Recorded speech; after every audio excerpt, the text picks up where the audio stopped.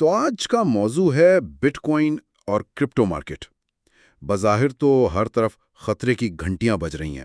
Federal reserve کی ایک اہم میٹنگ سر پر ہے، مارکیٹ میں ہر طرف سرخ رنگ ہے اور خبریں آ رہی ہیں کہ اربوں ڈالر مارکیٹ سے نکل رہے ہیں۔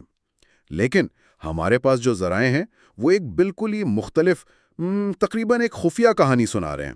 بالکل، اور آج ہم اسی تضاد کی گہرائی میں اتریں گے۔ ہمارا مقصد ان دو کہانیوں کو الگ الگ کرنا ہے۔ ایک طرف وہ خوف ہے جو سب کو نظر آ رہا ہے، اور دوسری طرف وہ ڈیٹا ہے جو پردے کے پیچھے چھپا ہوا ہے۔ تو سوال یہ ہے کہ کیا یہ واقعی ایک گراوٹ ہے جس سے ڈرنا چاہیے، یا پھر یہ ایک سوچی سمجھی چال ہے جس میں چھوٹے سرمایہ کاروں کو باہر کیا جا رہا ہے؟ ہم قلیل مدتی خطرات اور طویل مدتی امکانات دونوں کا جائزہ لیں گے۔ ٹھیک ہے، تو آئیے سیدھا اس طوفان کے مرکز میں چلتے ہیں۔ کل فیڈرل اوپن مارکیٹ کمیٹی یعنی FOMC کی میٹنگ ہے، اور سارے اشارے یہی بتا رہے ہیں، تقریباً 90% امکان ہے کہ شرح سود میں کمی کی جائے گی۔ عام حالات میں تو یہ خبر مارکیٹ کے لیے ایک جشن کی طرح ہونی چاہیے، ہے نا؟ لیکن اس بار ماحول میں جشن کے بجائے ایک عجیب سی بے چینی ہے۔ ایسا کیوں ہے؟ یہی تو اس صورتحال کا سب سے دلچسپ پہلو ہے۔ یہاں اصل کہانی شرح سود میں کمی نہیں، بلکہ اس کے ساتھ آنے والا پیغام ہے۔ فیڈرل ریزرو کے چیئر جیروم پاول اس کٹوتی کے بعد جو تقریر کریں گے، اصل کھیل وہ ہوگا۔ توقع یہ ہے کہ وہ شرح سود تو کم کریں گے، لیکن ساتھ ہی مستقبل میں مزید کٹوتیوں کے امکان کو بہت سختی سے رد کر دیں گے۔ اچھا، وہ تاریخ میں اس چیئر کے طور پر یاد نہیں رہنا چاہتے جس نے وقت سے پہلے نرمی دکھا کر مہنگائی کو واپس آنے کا موقع دیا۔ تو اسے ایک جارحانہ کٹوتی یا ہاکش کٹ کہا جا رہا ہے؟ یعنی دوائی تو دی جا رہی ہے، لیکن ساتھ میں ایک سخت لیکچر بھی ہے کہ آئندہ بیمار مت پڑنا۔ بالکل صحیح انالوجی ہے۔ فیڈرل ریزرو معیشت کو دوائی تو دے گا، لیکن پاول کی تقریر ایک لیکچر کی طرح سخت ہوگی تاکہ مارکیٹ زیادہ پرجوش نہ ہو جائے اور مہنگائی قابو سے باہر نہ ہو۔ وہ ایک قدم آگے بڑھا رہے ہیں، لیکن ساتھ ہی یہ بھی واضح کر رہے ہیں کہ یہ کوئی میراتھن نہیں، بس ایک چھوٹا سا قدم ہے۔ اور معاملے کو مزید پیچیدہ کرنے کے لیے دنیا کے دوسرے کونے میں بینک آف جاپان بالکل الٹا کام کرنے کی تیاری کر رہا ہے۔ وہ کئی دہائیوں میں پہلی بار شرح سود بڑھانے کا سوچ رہا ہے۔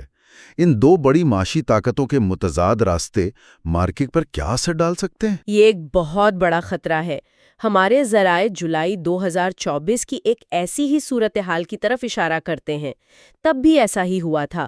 فیڈ نے کٹ کیا اور بینک آف جاپان نے ہائیک کی۔ اس عالمی لیکوڈیٹی کے ٹکراؤ نے مارکیٹ میں ایک شدید گراوٹ پیدا کی تھی۔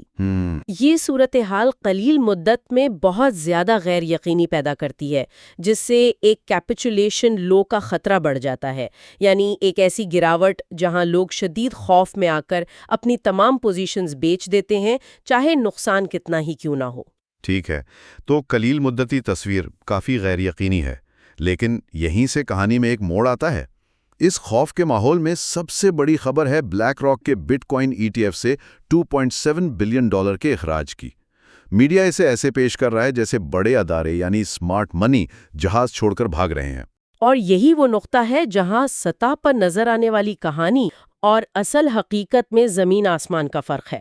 اگر ہم ان اعداد و شمار کو کھنگالیں تو پتہ چلتا ہے کہ یہ $2.7 بلین کا اخراج ادارہ جاتی گھبراہٹ کا نتیجہ نہیں ہے، بلکہ یہ ایک بہت ہی مخصوص اور منافع بخش ٹریڈ کے ختم ہونے کا نتیجہ ہے، جسے بیسس ٹریڈ کہتے ہیں۔ یہ ادارے بٹ کوائن کے مستقبل سے مایوس نہیں ہوئے، بلکہ انہوں نے صرف ایک منافع بخش موقع سے فائدہ اٹھا کر اپنی پوزیشنز بند کی ہیں۔ اچھا، یہ بیسس ٹریڈ کیا چیز ہے؟ اسے کسی ایسے شخص کے لیے کیسے سمجھایا جا سکتا ہے جو فائنانس کی دنیا سے زیادہ واقف نہ ہو؟ اسے بہت آسان طریقے سے سمجھتے ہیں۔ فرض کریں کہ بٹ کوائن کی آج کی قیمت، جسے اسپاٹ پرائس کہتے ہیں، $100 ہے۔ لیکن 3 مہینے بعد بٹ کوائن خریدنے کا معاہدہ، جسے فیوچرز کانٹریکٹ کہتے ہیں، $105 میں مل رہا ہے۔ ٹھیک ہے۔ یہ جو $5 کا فرق ہے، یہ ایک بغیر خطرے کا منافع ہے۔ ہیج فنڈز جیسے بڑے اداروں نے یہی کیا۔ انہوں نے ایک ہی وقت میں $100 میں اسپاٹ ETF خریدا اور ساتھ ہی $105 میں فیوچرز کانٹریکٹ بیچ دیا۔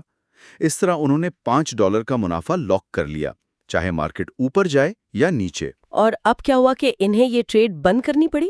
ہوا یہ کہ وقت کے ساتھ یہ $5 کا فرق جسے پریمیم کہتے ہیں وہ ختم ہو گیا۔ سپاٹ اور فیوچرز کی قیمت تقریباً برابر ہو گئی۔ جب منافع کا موقع ختم ہو گیا تو ہیج فنڈز نے اپنی ٹریڈ بند کر دی۔ انہوں نے اپنا $100 والا ETF بیچا اور 105 والا فیوچرز کانٹریکٹ واپس خرید لیا۔ اچھا، جب انہوں نے اربوں ڈالر کے ETFs بیچے تو ڈیٹا میں یہ $2.7 بلین کے آؤٹ فلو یعنی اخراج کے طور پر نظر آیا۔ تو یہ بنیادی طور پر ایک تکنیکی حرکت تھی، بٹ کوائن پر عدم اعتماد کا ووٹ نہیں۔ یہ تو حیران کن بات ہے، یعنی جو سب سے بڑی خوفناک خبر تھی وہ دراصل صرف ایک تکنیکی معاملہ تھا۔ کیا اس بات کا کوئی ٹھوس ثبوت ہے کہ یہ واقعی بیسس ٹریڈ کا نتیجہ ہے، نہ کہ حقیقی فروخت؟ بالکل، اور ثبوت بہت واضح ہے۔ ذرائع کے مطابق تقریباً 99% اخراج صرف اور صرف بلیک راک کے ETF سے ہوا۔ اسی دوران فیڈیلٹی جیسے دوسرے بڑے ETFs میں درحقیقت پیسہ آ رہا تھا۔ واقعی؟ جی، اگر یہ مارکیٹ میں حقیقی گھبراہٹ ہوتی تو پیسہ ہر جگہ سے نکل رہا ہوتا، صرف ایک فنڈ سے نہیں۔ یہ اس بات کا پکا ثبوت ہے کہ ایک مخصوص ٹریڈ کی انوائنڈنگ تھی جو زیادہ تر بلیک راک کے ETF کے ذریعے کی جا رہی تھی۔ مل رہا ہے۔ اور دوسری طرف چھوٹے سرمایہ کار جنہیں ریٹیل کہا جاتا ہے وہ یہ سرخیاں دیکھ کر گھبرا رہے ہیں۔ اس افراتفری میں خریدار کون ہے؟ اور یہی اس کہانی کا سب سے اہم اور دلچسپ حصہ ہے۔ آن چین ڈیٹا یعنی بلاک چین کا براہ راست ڈیٹا ہمیں بتاتا ہے کہ جب چھوٹے سرمایہ کار گھبرا کر نقصان میں اپنی ہولڈنگز بیچ رہے ہیں تو ویلز یعنی وہ پتے جن میں 100 یا اس سے زیادہ بٹ کوائن ہے، خاموشی سے یہ سب خرید رہے ہیں۔ اعداد و شمار کے مطابق ویلز روزانہ مائن ہونے والے بٹ کوائن سے 2.4 گنا زیادہ جمع کر رہے ہیں۔ یہ دولت کی کلاسک منتقلی ہے، بے صبر ہاتھوں سے صبر کرنے والے ہاتھوں کی طرف۔ لیکن کیا یہ بھی ایک خطرہ نہیں ہے؟ اگر مارکیٹ کی ملکیت چند بڑے ویلز کے ہاتھوں میں مرتکز ہو جائے تو کیا وہ مستقبل میں مارکیٹ کو اپنی مرضی کے مطابق جوڑ توڑ نہیں کر سکتے؟ یہ ایک بہت اچھا نقطہ ہے اور اس پر بحث ہوتی ہے۔ قلیل مدت میں ہاں، یہ ارتکاز مارکیٹ میں اتار چڑھاؤ کو بڑھا سکتا ہے، لیکن وسیع تناظر میں یہ ویلز اکثر بڑے ادارے یا طویل مدتی سرمایہ کار ہوتے ہیں جن کا مقصد قیمت کو مستحکم کرنا ہوتا ہے، نہ کہ اس میں ہیرا پھیری کرنا۔ صحیح۔ وہ اسے ایک اسٹریٹجک اثاثے کے طور پر دیکھتے ہیں۔ ان کا خریدنا اس بات کی علامت ہے کہ وہ موجودہ قیمتوں کو کم اور پرکشش سمجھتی ہیں۔ یہ تو حیران کن ہے، یعنی جو سب سے بڑی خوفناک خبر تھی وہ دراصل ایک دھوکہ تھی۔ اگر ہم اس شور کو ایک طرف رکھ دیں تو کیا مارکیٹ کی اصل صحت کے بارے میں کوئی اچھے اشارے مل رہے ہیں؟ کیا پس پردہ کچھ مثبت ہو رہا ہے؟ بالکل، اگر ہم قیمت کے روزمرہ کے شور سے ہٹ کر دیکھیں تو بنیادی ڈھانچہ اور ادارہ جاتی قبولیت کی رفتار اتنی تیز ہے جتنی پہلے کبھی نہیں تھی۔ قیمت اور حقیقت کے درمیان اس وقت ایک بہت بڑا فرق ہے۔ کئی ایسی پیش رفت ہوئی ہیں جو کچھ سال پہلے ناقابل تصور تھیں۔ مجھے اس کے کچھ ٹھوس مثالیں دیں۔ کون سے بڑے روایتی ادارے اب اس میدان میں قدم رکھ رہے ہیں جن کے بارے میں ہم نے سوچا بھی نہیں تھا؟ سب سے بڑی مثال وینگارڈ کی ہے۔ وینگارڈ دنیا کا دوسرا سب سے بڑا اثاثہ مینیجر ہے اور اس کے بانی جیک بوگل کرپٹو کے سب سے بڑے اور مشہور ناقدین میں سے تھے۔ جی مجھے یاد ہے۔ ان کی کمپنی نے ہمیشہ کرپٹو کو اپنے پلیٹ فارم سے دور رکھا، لیکن حال ہی میں انہوں نے خاموشی سے اپنے امیر ترین کلائنٹس کے لیے کرپٹو ETFs پر لگی پابندی ہٹا دی ہے۔ یہ صرف ایک پالیسی کی تبدیلی نہیں ہے، یہ روایتی فائنانس کے ایک قلعے کا ہتھیار ڈالنا ہے۔ یہ اس بات کا اعتراف ہے کہ یہ اثاثہ اب اتنا بڑا ہو چکا ہے کہ اسے نظر انداز نہیں کیا جا سکتا۔ واہ، وینگارڈ کا یہ قدم واقعی بہت بڑا ہے۔ اچھا، ریگولیشن کے محاذ پر کیا ہو رہا ہے؟ کیونکہ ادارے ہمیشہ ریگولیٹری وضاحت کا انتظار کرتے ہیں۔ وہاں بھی بہت مثبت پیش رفت ہوئی ہے۔ امریکہ کی کموڈٹی فیوچرز ٹریڈنگ کمیشن یعنی CFTC جو ڈیریویٹیوز مارکیٹ کو ریگولیٹ کرتی ہے، اس نے ایک پائلٹ پروگرام شروع کیا ہے جس نے بٹ کوائن اور ایتھیریم کو کولیٹرل کے طور پر استعمال کرنے کی اجازت دی گئی ہے۔ اس کا مطلب یہ ہے کہ اب بڑے مالیاتی ادارے ٹریڈنگ کے لیے حکومتی بانڈز یا سونے کی طرح بٹ کوائن کو بھی ضمانت کے طور پر رکھ سکتے ہیں۔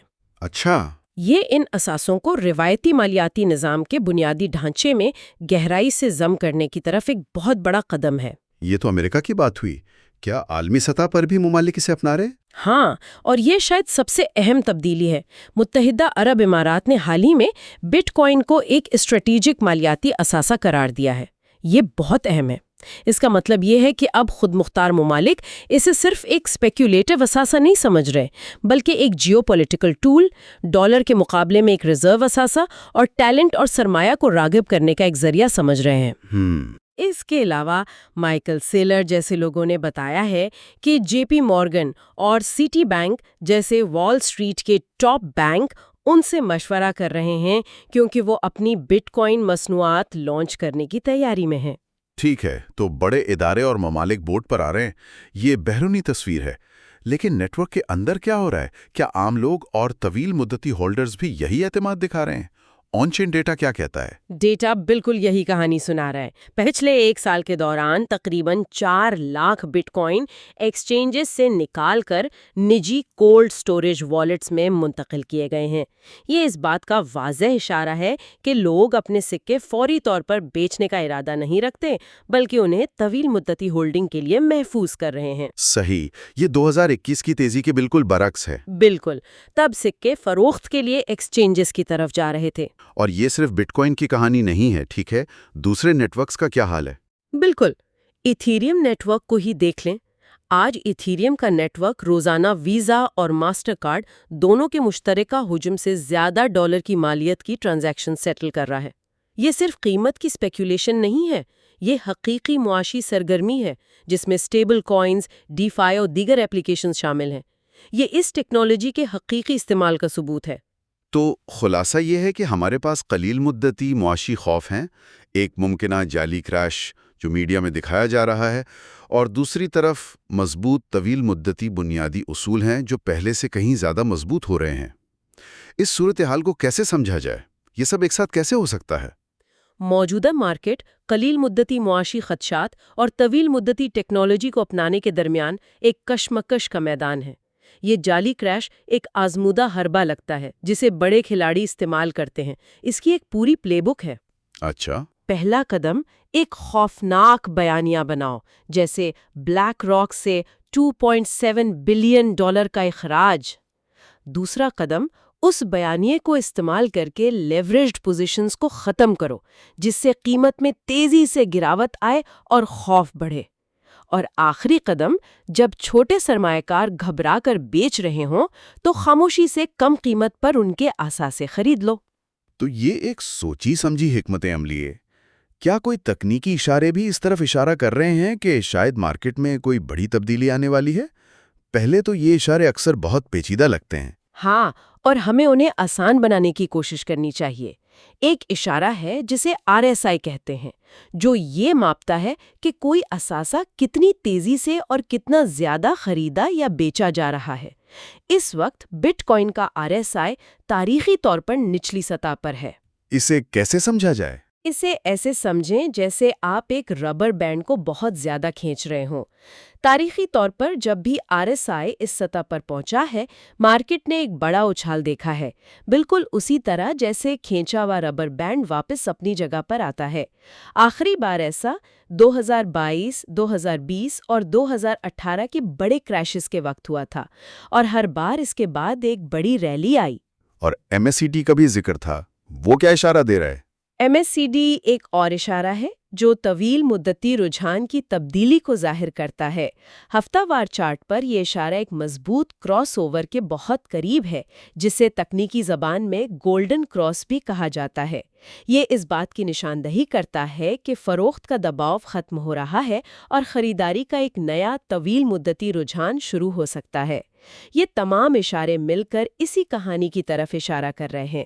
سطح پر خوف ہے، لیکن گہرائی میں طاقت جمع ہو رہی ہے۔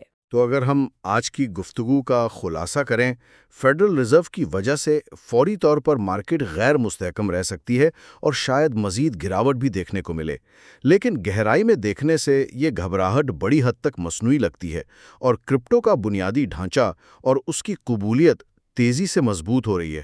بالکل، قیمت ایک کہانی سنا رہی ہے، لیکن بنیادی اصول، اداراتی قبولیت اور آن چین ڈیٹا ایک بالکل مختلف اور کہیں زیادہ مثبت کہانی سنا رہے ہیں۔